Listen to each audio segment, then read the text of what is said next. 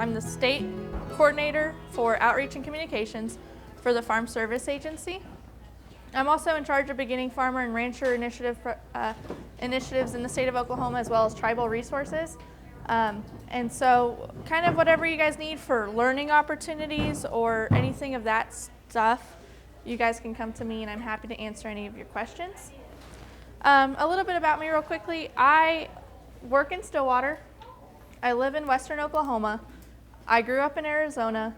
I'm very well acquainted with all different types of agriculture. And so I kind of try to meet you guys where you are at. So does anybody have cows? Does anybody have goats? Thank you. Anybody do produce? Bees? I don't do bees, so I'm putting my hand down. Okay, awesome. So FSA can service everybody in here with cows, goats, emus, ostriches, chickens, kind of whatever you guys want, meat rabbits even. And I'm changing up my presentation. Instead of going through a PowerPoint, I'm going to kind of walk you guys through our website. This is the farmers.gov website. And one of my favorite things about OLAC is how great they are at networking and how awesome they are at helping others teach others. I'm a big advocate for self-education. I think that's kind of something that will help everybody get through the bear of USDA. We have 13 different agencies and they all do something 100% different, and it's really difficult from a producer standpoint to figure out what does what. So the way I like to describe FSA is we're the sustainability chain. Whatever you got to do to keep your farm farming, that's what FSA does. We offer disaster assistance programs, we offer financial assistance opportunities, as well as price support programs. So we kind of make the ends meet when ends don't want to meet. On this website, it's real easy, farmers.gov. You can kind of find everything that you're looking for. I heard somebody just mention that they were interested in organic cost share certification program. And right here, boom, you can click on this and it will take you to some information on organic specifically. FSA offers cost shares for getting your crops certified organic. And you can find all of the information you need here. You can find the press release information. You can find everything of that sort. The deadline is October 31st. I'm going to just kind of run through these programs because everybody needs something different. And then you guys can meet me outside. And then we can talk about things and dive into things a little bit more during the networking time, since the tornado kind of derailed our timeline a little bit. So on here, another thing I really like about farmers.gov is it gives you the hands-on opportunity to find out what farm loan is available for you. FSA has multiple different farm loan opportunities. We have guaranteed loans up to $2.2 million. We have direct loans up to $600,000 for ownership and $400,000 for operating. We have micro loans for the smaller guys that just need something small, or even for the bigger guys that just need a little bit to help them get by. We have emergency loans if you qualify for an emergency in your county. For instance, tornado rips through, takes all your cows. How are you going to pay the bank back? Emergency loan. Happy to help. Our interest rates are a lot lower than what you're going to get from somebody else. And we also have a youth loan. It's a $5,000 loan maximum for youth specifically to create an income-producing ag-related project. And the youth pays it back. Anybody from 10 years to 20 years old. Pretty neat. So we service absolutely everybody, whether you're 10 and you can barely read. Hopefully you can read by 10 years old. I barely could, but maybe everybody else is a little smarter than me. Or you're the big guy trying to close on $2.2 million worth of property to expand your operation. So we can really help anybody. In this one, you guys can just click it. I was going to walk you through it, but you can just click on it and it will just walk you through what your goals are, what your wants are, how this can help your operation, and what you're personally trying to get your operation to do. This disaster assistance discovery tool, I was also going to walk you guys through that one, and it just kind of lets you know. We'll click on it and then you guys can kind of see it real quickly. We have 33 different programs in FSA. That's a lot, and that is way more than you guys should ever have to remember. And this tool is supposed to help you guys kind of learn to see what program's specifically available for you guys.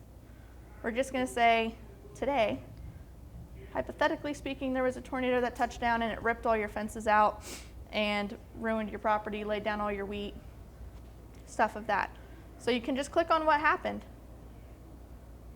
There was lightning too. Maybe your cows got struck by lightning. And you guys can just quite literally go down in through this and click on everything that had happened to your property. And then the next time it's going to say, well, what do you grow? Well, I grow Christmas trees today. Just today? Just today. Okay. And I also have goats. I like goats, so I'm going to use them. And then it's going to ask you where, and you guys can just walk all the way through. And by the time you get there, we're going to say, I like Connecticut. I've never been there before. Tolland. Anybody ever been to Tolland County, Connecticut? No. Apparently they have Christmas trees and goats. So this is going to tell you all of the livestock programs and disaster programs that you may be eligible for. And then you can read through this and you can look at this and you can say, you know what, this one, non-insured crop disaster assistance program looks like it might hit me right. Call my county office. Hey, I had this loss to my Christmas trees.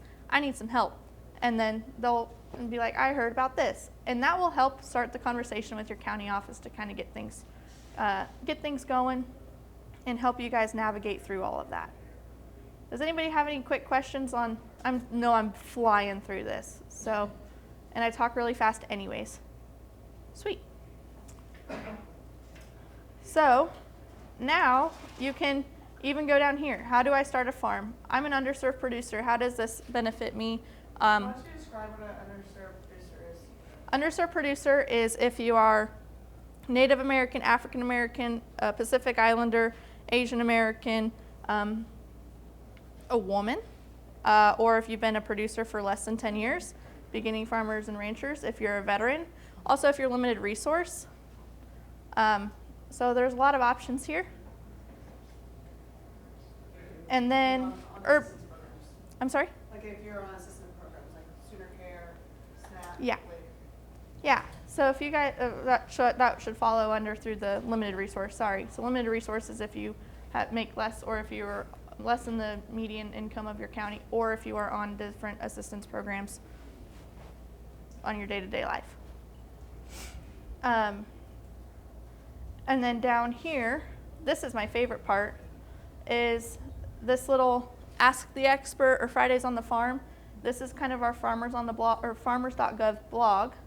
And I like these because I click on them and I learn.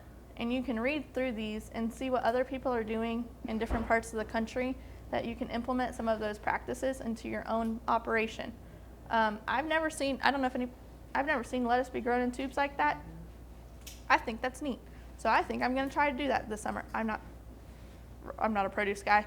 I planted my lettuce 2 weeks ago and they're all dead, all of them, absolutely every single one. So I think this is God telling me to eat steak and not veggies. But no.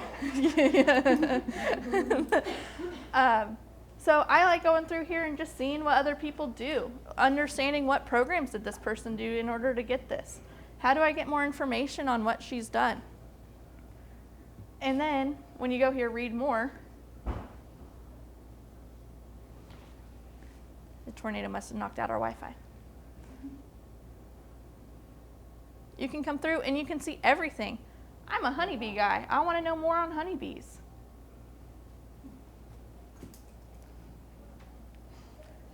Wow, super cool. I get to see all this different stuff on conservation, farm life, disaster assistance stuff, everything. So I just wanted everybody to know what farmers.gov was. I know I didn't really touch on any of our programs that we have today, but yes. I have a question for you. Yeah.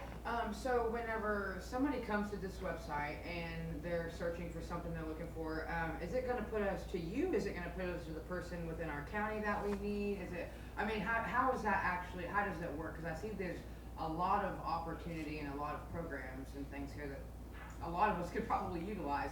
But who does it actually connect us to? Like whenever we go to click on to ask something, like are you just over the whole state of Oklahoma? Do we have someone in our county that's kind of does So I'm only in charge of talking to people. Okay. They don't let me do anybody's paperwork. Understand. Clearly, I do good at that. I don't do good at the other stuff.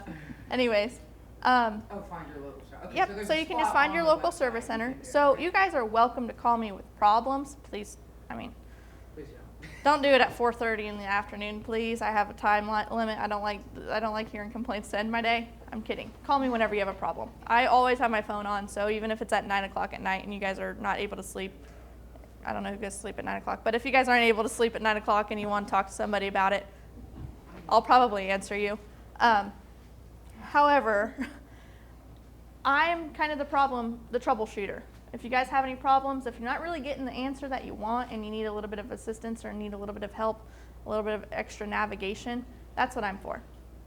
And if you're going to actually apply for your programs and do things to participate with FSA, that's where you're going to go to your service center. Haskell County does not have an FSA service center. We have 59 county offices, and so in eastern Oklahoma, we have a lot of shared management. So you guys would go over to Podo if you're in Haskell County in order to get servicing there. 19 of those county offices have a farm loan office. So if you are in Woods County, that's where I live, so I'm going to use that one because it's easy. If you're in Woods County, you're going to go to Enid for farm loans, although Woods County does have a farm program side. So if you have any issues trying to find out where to go, or if you have any problems, like it's just not really, I'm having a hard time understanding what type of things are available, reach out to me. However, your county offices do a very great job. I always recommend that you guys go in there with a 1 year, 3 year, and 5 year, and 10 year plan and say, this is my goal. And the county office can kind of help say, hey, these are what you need to look for. This is what you should probably keep in mind as things go through. Thank you. Yeah. Any more questions for me? And then I'm going to step aside. Sweet. If anything comes up, I'll be out there for a while, so you guys can all just come talk to me. I am the poster child of NRCS, so you're welcome. Today, we're going to talk about growing your business with NRCS, and I kind of wanted to take a different approach rather than just standing up here and regurgitating information about our programs to you. Am I loud enough, for one? Micah, can you hear me? Yeah. Okay, if you can hear me, we're good. So, all right, so I decided to visit with Jaden with Happy Hog Homestead, and we are looking at their new property that they recently purchased, and we're going to look at how NRCS can assist them from the bare ground up. Okay, Jaden, did you want to say anything? You want to stand up and say hi? Hi, I'm Jaden. Okay, so our objectives, we're going to talk about what NRCS really does. And how can conservation planning help you and NRCS programs? And we're just going to talk about our big three, and we're going to look at these through the perspective of Jaden's farm. So, what do we do? Well, we do conservation planning, and I'm recorded, so I have to be very careful about what I say, but NRCS likes to overcomplicate things sometimes. The federal government's really good at that. We like to give a lot of information, and I'm really I'm not that kind of person, let's say. So NRCS also likes to make fun of their conservation planners. And so they put this on their Facebook page, and they were saying, like, if you have a planner come out and you leave and you're feeling like this lady, don't hesitate to reach out and say, hey, what does that mean? So if at any point during this presentation you feel like this, you stop me and you say, what does that mean? Okay, so, oh no. There we go, all right. So what do we really do? The bare bones of it, we help you solve problems. That's what we do. Our motto is helping people help the land. We come out, we talk to you on farm, we get down on the ground, and we look at stuff. We help you solve your problems. So how can we help you? Our beginner, conservation technical assistance. It's what we were founded on. This was the only program that we had available to producers whenever Soil Conservation Service, which is now NRCS, was formed. And we're free-ish help. I say free-ish because your taxpayer dollars already pay for this. So you have paid for it somewhere. So you might as well use this. So what does this look like for Jaden's operation? Okay, so I went out, I talked to Jaden, we said a lot of things. I had 4 pages of notes talking about all of their objectives. And that's really the most important part of conservation planning, is talking through the objectives of your farm. Because NRCS is not here to tell you what you're supposed to do or what you need to do. It's our job to help you meet your goals and objectives. So Jaden has a lot of objectives, and that's great. But then we start feeling like this, and this is another way that NRCS has made fun of us on their Facebook page. Because whenever we start evaluating and we start looking at everything and we start thinking, oh, this program might work, this is what we look like in the office, or at least I do. So, huh? Yeah, I feel like they are. They're poking fun at us because we get woo about conservation planning. Okay? If you're passionate about your job, they're dumb. No. We're passionate, so we get crazy about it. And like, point proven, because this is exactly what was going on in my head whenever I was meeting with Jaden.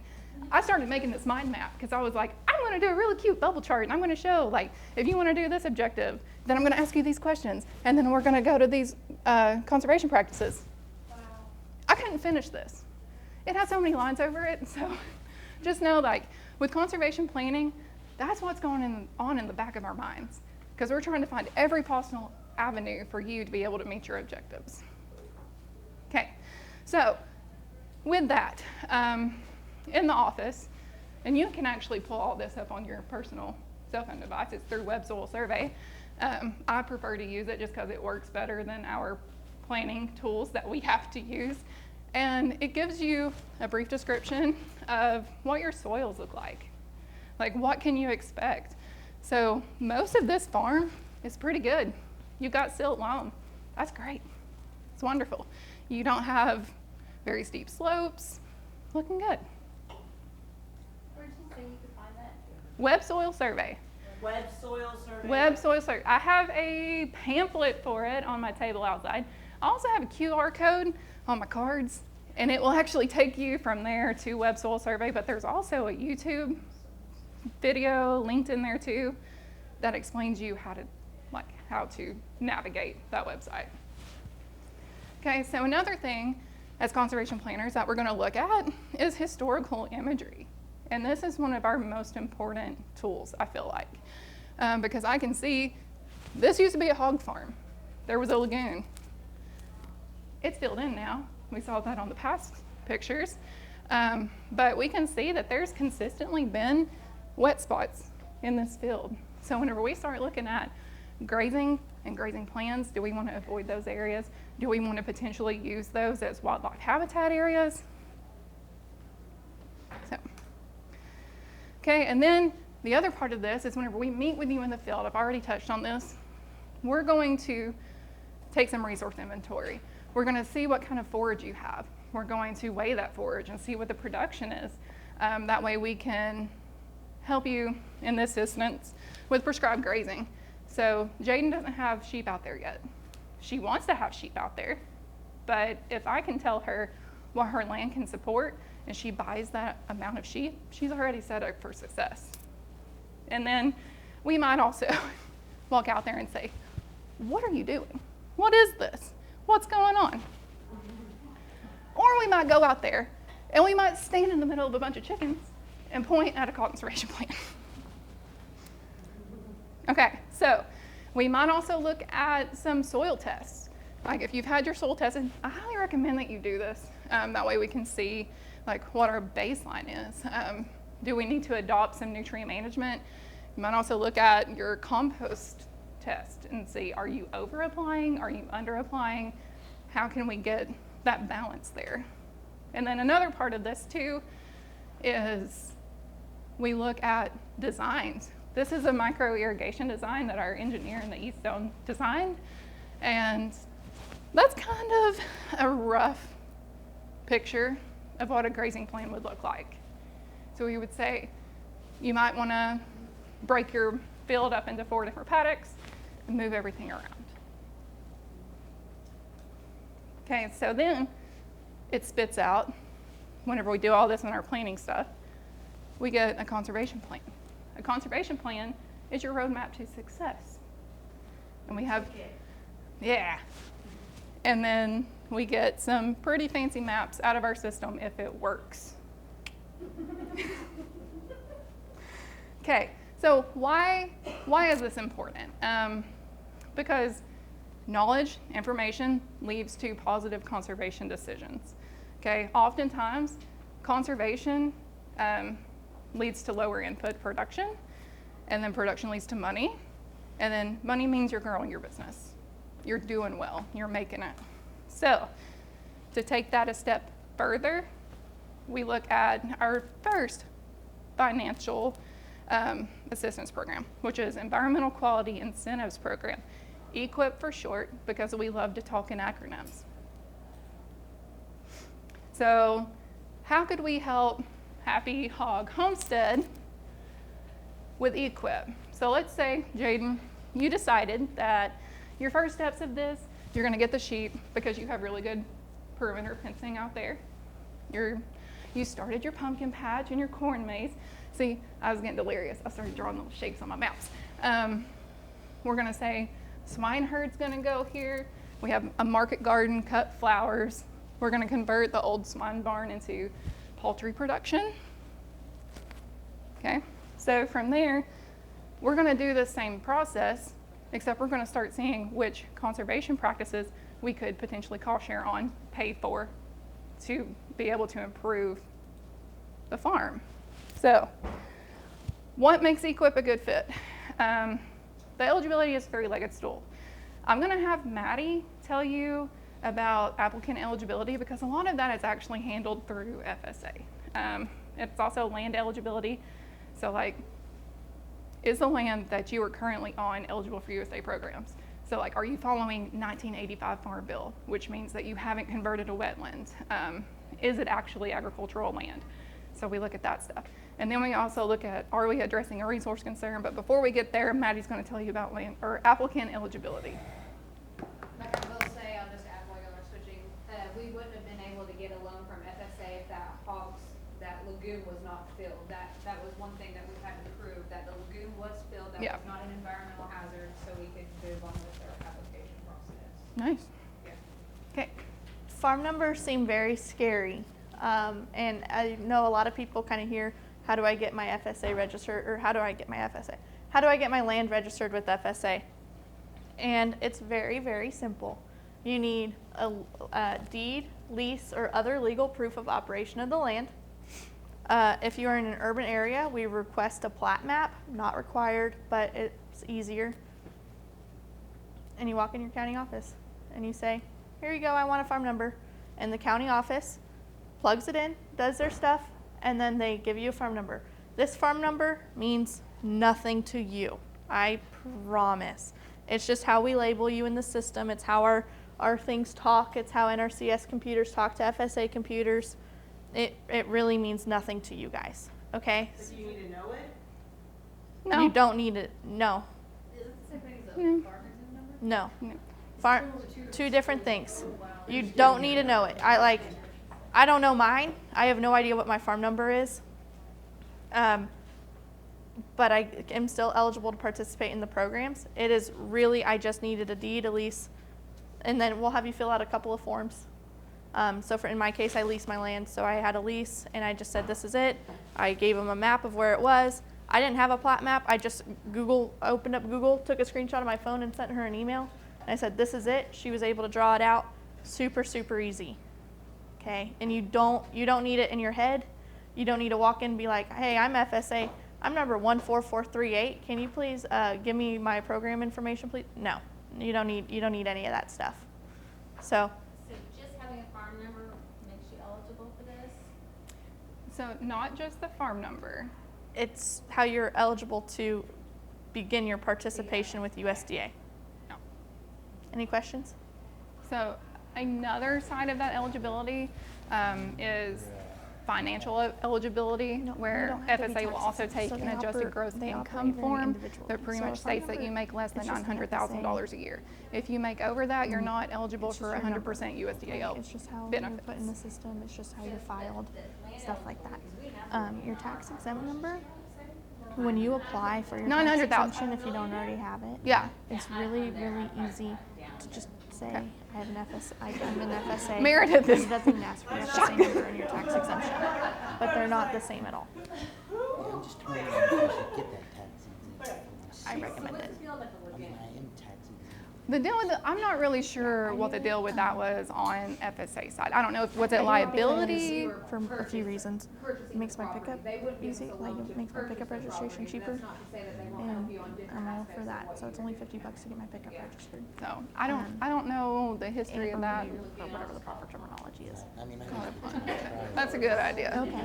Yeah, I mean, and it works for me for horse feed. Okay, for, so a resource concern. livestock Basically, feed, it is a fuel problem on your sometimes. land. So I Anytime use that it you're just because applying it for kinda financial assistance through the helps government, or at least with NRCS, you have to be addressing these problems, and you have to be using conservation practices and implement them to NRCS standards.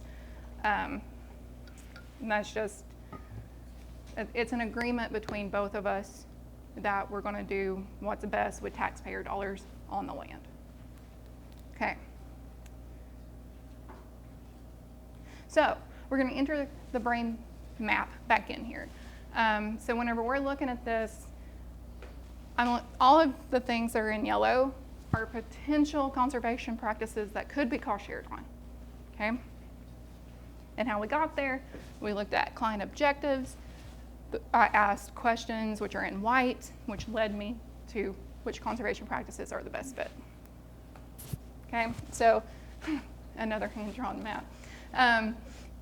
So in your EQIP application, you might look at doing some cross fencing, permanent cross fencing, some access control fencing, because we don't want animals to have access to this sensitive area, which is a riparian area. We might fence them out of the pond. We might also look at some temporary fencing.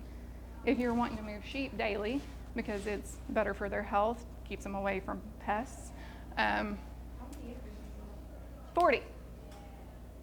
40, yeah. The whole thing is, right? It's 40, okay. So we might also look at, in this market garden area, if you are doing market gardening, we could look at doing some conservation practices like mulching or compost application, nutrient management, high tunnels, cover cropping, but you can also look at some of these too in that pumpkin patch area. We can look at improving your micro irrigation. Look at doing some watering facilities for your sheep. Like, do you want to test your well and water out of your well, or do you want to look at pumping out of the pond that's there? What else we have on here? Oh, water harvesting. So on buildings that are considered for livestock use, NRCS has the potential to cost share on gutters to harvest water. And then you can use that water to supplement your micro irrigation and or livestock watering. Prescribed. Better on your barn or on your house? So we will not cost share on your house. If you did want to put gutters on your house and do some water harvesting, we can maybe look at some possibilities of cost share on that if it's to supplement your garden. So you can have like constructionally do a roof, especially for harvesting water. Say that again. So on your house, Yes. you can't actually have a roof that's designed to collect water for those specific purposes. You could. They're just not gonna pay for it. Yeah, we just can't pay for it. If it's on an animal, if it's like your barn, they'll Yeah. give you Just some on the gutters. farms. Yeah, so because right now in our standards, and that's one thing, is whenever we start looking at spending money, we have to follow our standards, our state and national standards. I just make sure. Yeah, so our state standards say that we cannot put gutters on anything other than a building that is used for livestock. That might change in the future, and they might accept agricultural buildings. I don't know if they're ever going to accept residences in that, but we could look at the further down the road from that into the water harvesting. Oh, one thing, low water crossings. It's not something we do a whole lot of in Oklahoma. I did a lot of them in East Tennessee, But whenever we look at this map, like, Jaden, how are you going to get your sheep from over here down to here? Because tables, your corral is here, right? So taking them down the road, it's an option. Is it the best option? Probably not. So we could look at doing an engineering design on a low water crossing that would be stable for you to move sheep back and forth. Not a bridge, okay? So we're gonna, not a bridge. We don't do bridges here. They only do bridges in like northeast and on the western coast, and it's for fish passage purposes. Low water crossing is basically just excavated out 8 to 12 inches with rock, geofabric. Kind of just looks like a little trapezoid, goes like this through your stream, and it's stable. That way you can drive through it and you can run animals through it, and it's just, yeah. So it's like semi-bridge. Sure. Yes. But water flows through it. Water flows through it openly. Have you ever Yeah. creek in your, like a natural creek bed that goes that halfway through the daggum town? And you have to take your animals across it. We have a creek through our property. So you can look at the same thing. So again, like with engineering designs, we have limitations too. Like if this is running a certain volume of water, we're not able to do it because there's no way it's ever going to be stable. But if it's a creek like this, it's a possibility that that could be done. And it's a good option. I love them. But, all right, what else do we want to talk about? Prescribed grazing. I would say prescribed grazing is probably the first thing to adopt because it helps with your soil health, animal health, and your forage health. And it can also be used for wildlife as well because a lot of our nesting birds like 8 inches of forage height or more. And if you set up your rotational grazing system, you can also have wildlife habitat within there. How much diversity of, like, foliage do you need? Like, is it required for, like, I mean, 'cause right now sometimes you'll only have, like, limited, diversity. So you're talking like diversity versus a monocrop? Yeah. Okay, we are always going to be advocates for diversity. We're going to be advocates for planting legumes, forbs into your pastures because number one, it helps with water infiltration, but it helps with wildlife habitat. Sheep also don't really like to graze on grass. They like forbs. They like the broad leafy stuff. So even with this prescribed grazing plan, we might look at, we run sheep through first. They eat your weeds, forbs, and then we run cattle through after that. Cattle trample everything, again, helps your soil health, and everything is working in unison. And whenever things work together, that's less management and input from the producer side. Okay, so hypothetically, how did this help? They were able to install conservation practices with a little bit more financial peace of mind because there's cost share associated with these. And then they can redirect the money that they saved into other parts of the operation. And also, you're not in it alone. We do the designs, we do the plans. We're a phone call away. We are a visit away. We're here, like we're not gonna just drop off a plane and say, good luck, Jaden, see you next year. No, we're there through the whole thing. Because even with this, after implementation of these conservation practices, we have to go out and sign off that they were installed correctly. Okay, and then that's whenever you would receive your reimbursement for that conservation practice. Okay, so many, many months later, after we've implemented our EQIP, we're now ready for our conservation stewardship program. And this is when we're really gonna talk about money, okay? So, what is CSP? This is from the national website. So it helps you build on your existing conservation efforts while strengthening your operation. And the big thing about this is this year they increased the annual payment that you would receive in this contract to $4,000 a year. So at a minimum, the contract is $20,000. So, but to be eligible, you must be doing a good job, which means that you must meet 2 resource concerns at the time of application on every eligible land use. So some resource concerns that we might look at on Jaden's is soil quality, water quality, livestock quality production, what are some more? Degraded plant condition, like, is the forage good? Is her market garden doing good? And we're going to evaluate all of that. So the reason why at this point they are good candidates for this is because at this point they're conservation heroes. They have worked their way through EQIP. They followed conservation plans, and yeah, they've basically worked themselves out of EQIP eligibility, because by this point, hopefully we've done everything that we can do in EQIP, and you're doing great. You're doing wonderful. But just because you've worked yourself out of EQIP doesn't mean that we're done. So this was the 10 p.m. picture. I was like, no, we're just gonna squiggle on this thing. Okay, so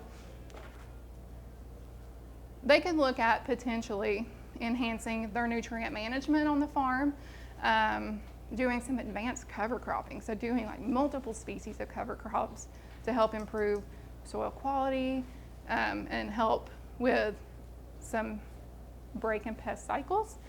They can look at improved pasture. So that's whenever we start looking at diversity. Like, could they improve on the diversity? Could we cost share on some legumes and some forbs to go into this pasture? And then looking at pollinator habitat, because wildlife habitat was actually her husband's pretty big objective on this property. And with that, you gain wildlife habitat. So you could look at doing a riparian buffer planting or doing some pollinator habitat around the farm, and also looking at some energy efficiency stuff. So once you're in, y'all are like, let's do it. Yeah, once you drink the Kool-Aid, we're Yeah, in. okay. Yeah. Okay. Yeah. I've seen farmers really take advantage of it. Yeah. Like, once you figure it out, it's worth it. Yeah.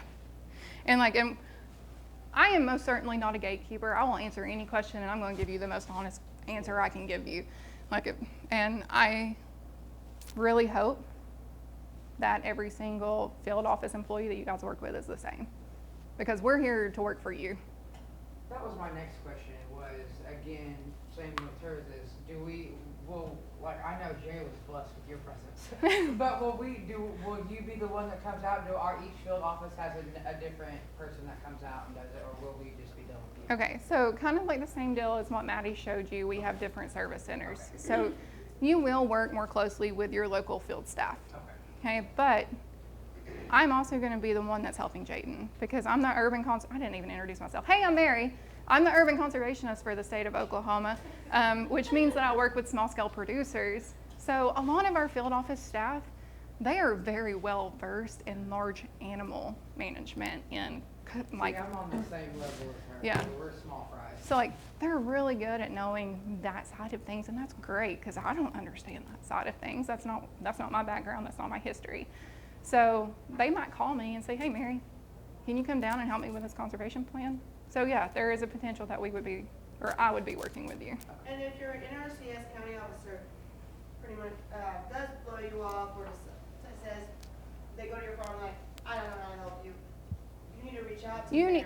You need to call me. And she'll help you. Yeah. Okay. So how did CSP end up helping Happy Homestead?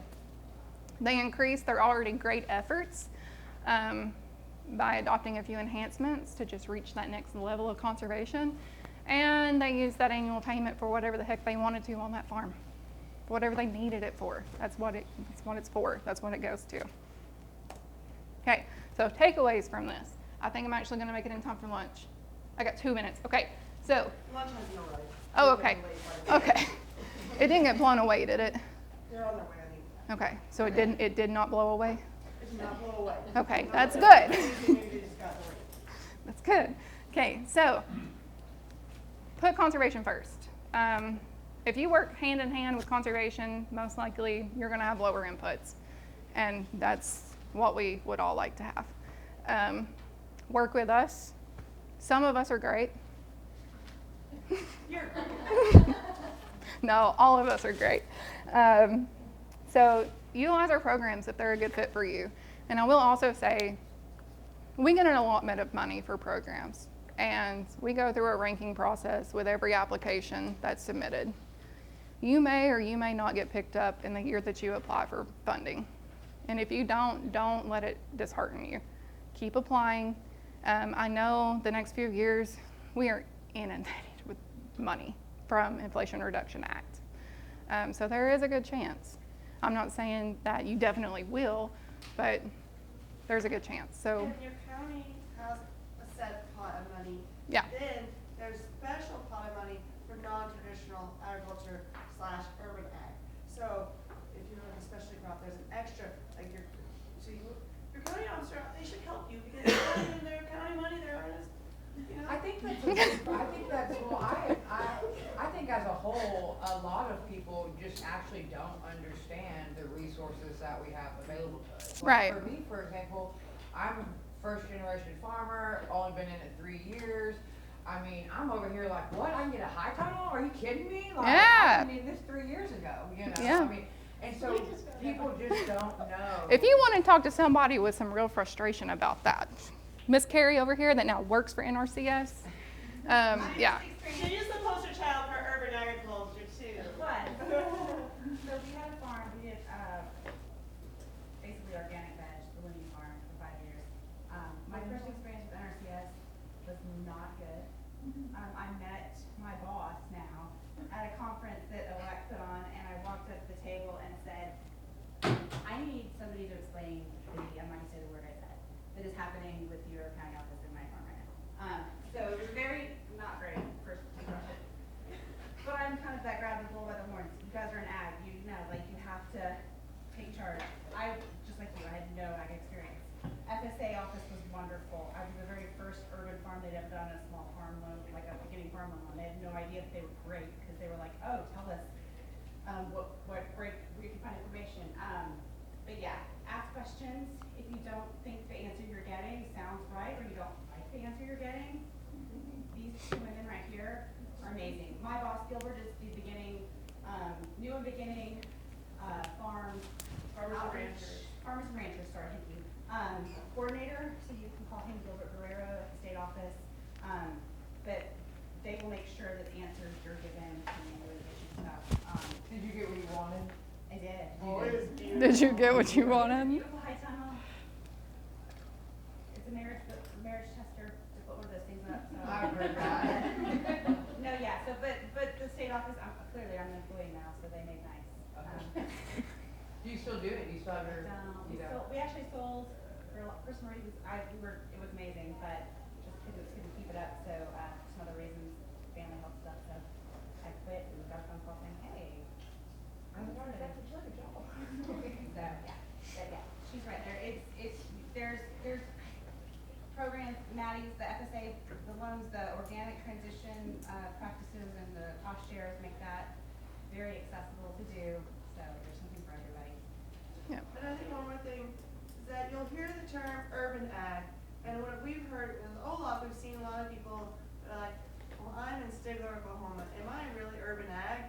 But if you're growing like non-traditionally, like you're not doing thousands of wheat acres, you know, monocrop, diversity, lots of like homesteady, that's considered urban ag, even no matter where you're at.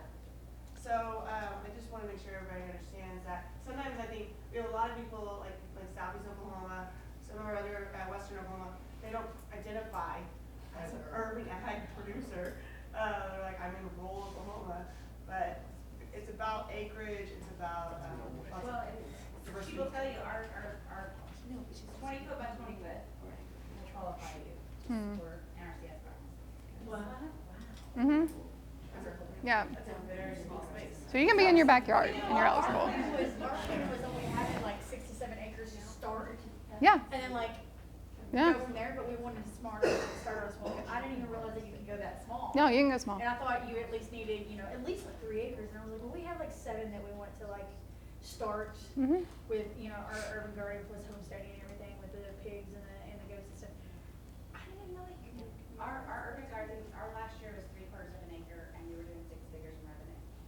Oh my God, that is amazing. There are several farms in this state that are meeting that benchmark. Yeah, there's several. Several. They have the prettiest booth at Citrus.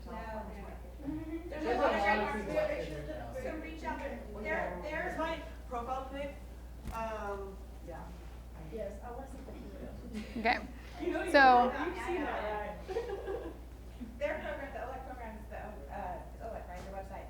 Joining in Yeah. and getting in the networking with different farms is a great place, because there's a lot of the small farms that are doing that. Yeah, It I also- actually started getting introduced to a lot of the farmers and agriculture and stuff. Actually, they're homesteading in Bucks. Okay. Started following her, and then she started advertising other people's, and I'm like, oh, wait a minute, they have this. Oh, what is this? Oh, I like that. So, yeah, it's crazy. No how one popped. it all worked out. So, I don't know. So I heard a couple things that I want to just kind of jump on real fast. You said that you thought you, oh, sorry. Oh, you said that you thought that you had to have a minimum of 3 acres. Fun fact, you can do up like the FSA number that seems so scary. They can map it to one, I think it's like 64th or one, it's a number bigger than that. Like 1/64 of an acre. Like I don't know acreage very well. I feel like that's like the size of this room. It's very small. So Maybe it's- that minimum acreage is not a thing. And you'll hear that a lot. You're like, well, I'm not small. I also heard the rural conversation. I live in a town of 500 people, and there are urban farmers there. If the way I like to describe it to people is if you are feeding your community directly, one-on-one, with produce that you can't get from the grocery store, because my town doesn't have a grocery store. So if I have a relationship with my local producer and they are growing me cucumbers and they are growing me zucchinis, they are an urban farmer. I call them small farms, non-conventional farming. I don't I call it prefer urban those farming. terms too. There's so many terms. Yeah, and so don't Yeah. get bombarded with it. I'm from a dot on a map, and there are still people that are eligible for that.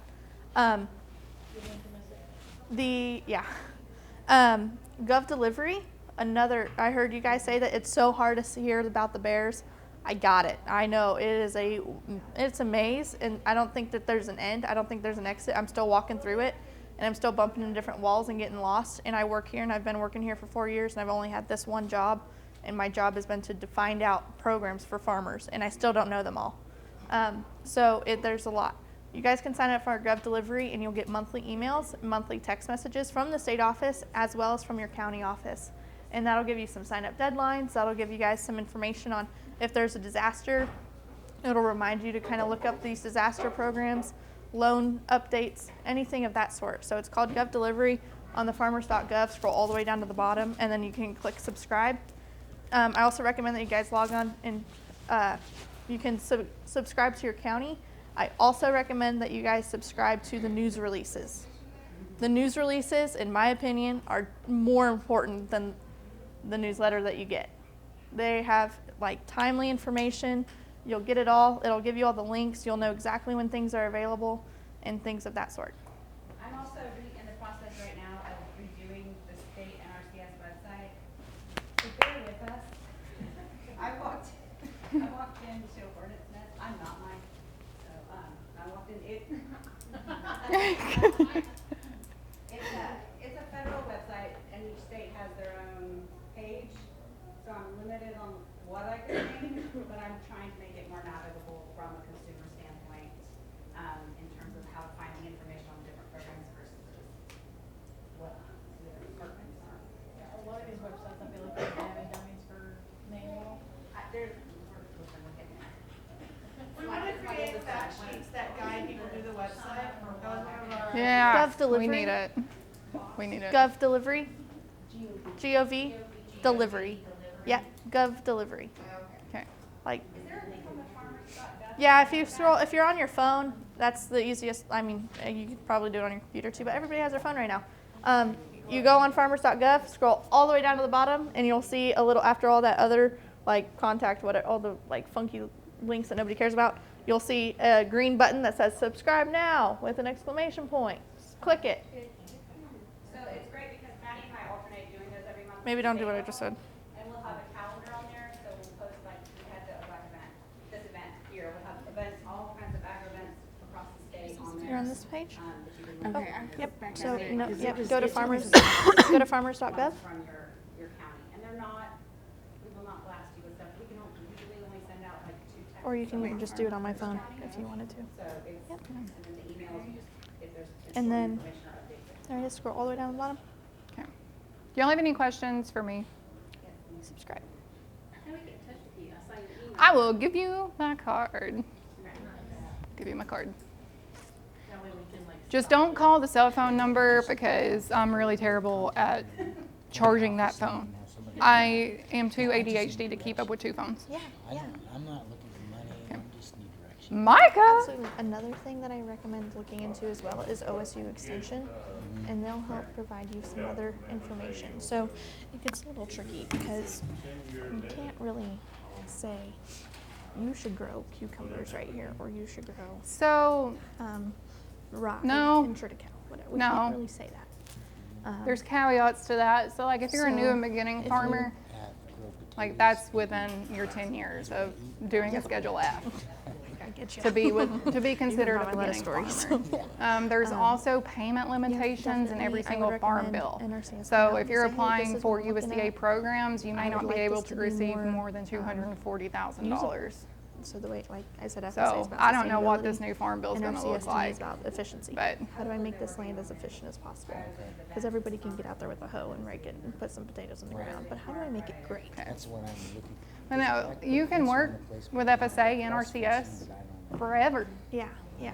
Yeah. So, And I don't wanna buy no animals. There just might be limitations to. yeah, I don't blame you at all. And NRCS It might can just pay be for for cross fencing, but they won't loans. pay for a perimeter fence. It might just be for loans, but within RCS and FSA in general, there's no limit. Get it fenced off and stuff, but FSA Yeah, offers and then a also loan to work for with us, the like you perimeter don't have to fencing and have stuff, any so that's farming what I was looking into. experience. But You yeah, just think this is what I want. We'll work and with then you. They can map We it don't out care. And say, you know what, I probably wouldn't do potatoes. Your soil's not great for that. okay? But maybe you I'm could getting do- hungry. I bought soil. Yeah, you could try to. Okay. Yeah, there's a lot of options there. Jaden, do you have any Yeah, I'm questions? new. I'm like, Yeah, like I I wanna just see, I want bought to send all land. that to me. You want me to send all that to you? Yeah. Okay. Right. And then, Yeah, yeah.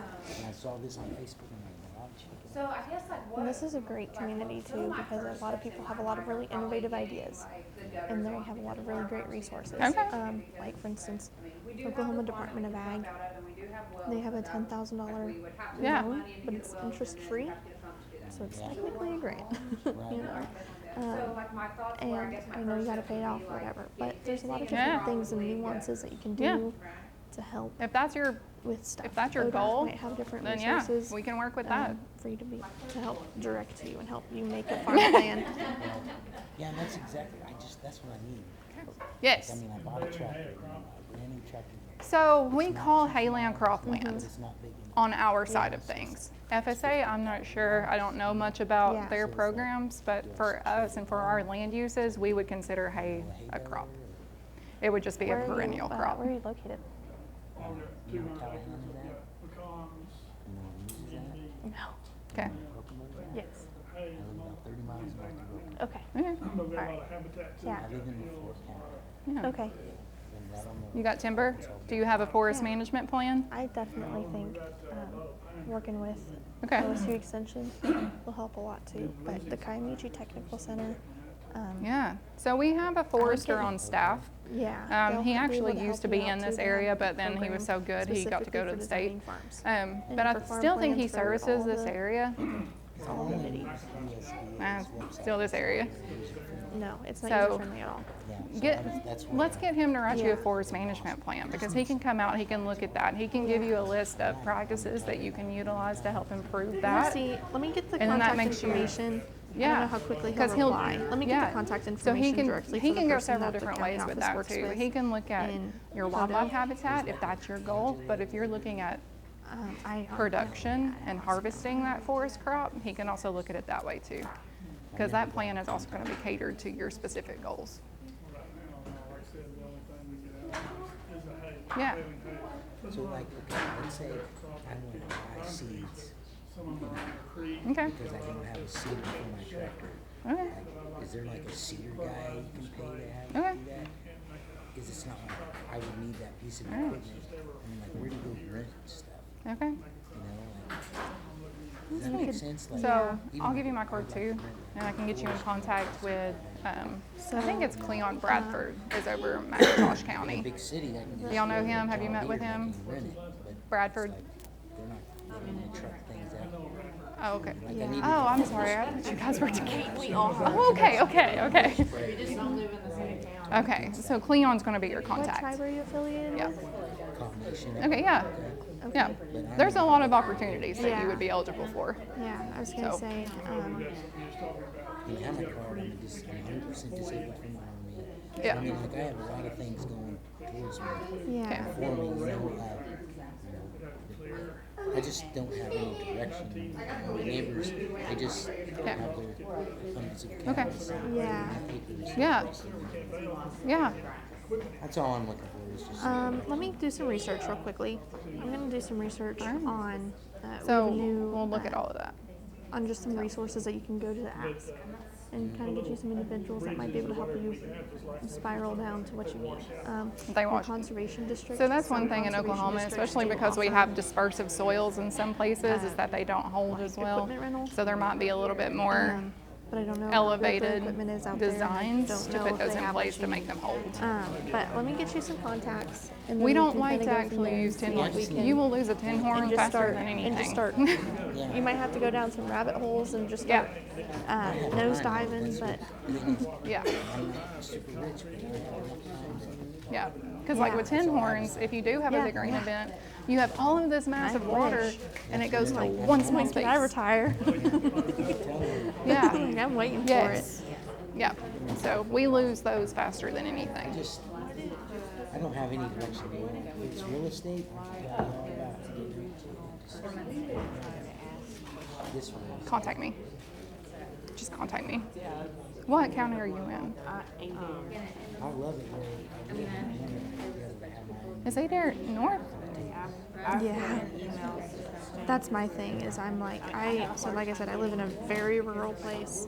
I grow my own beef and that's pretty much all I need. And then my neighbor has 70 chickens, so I get free eggs. And then I'm like, okay, what veg? Like I like do like a little bit of veggies, and so I'm like, what do I miss? And so I have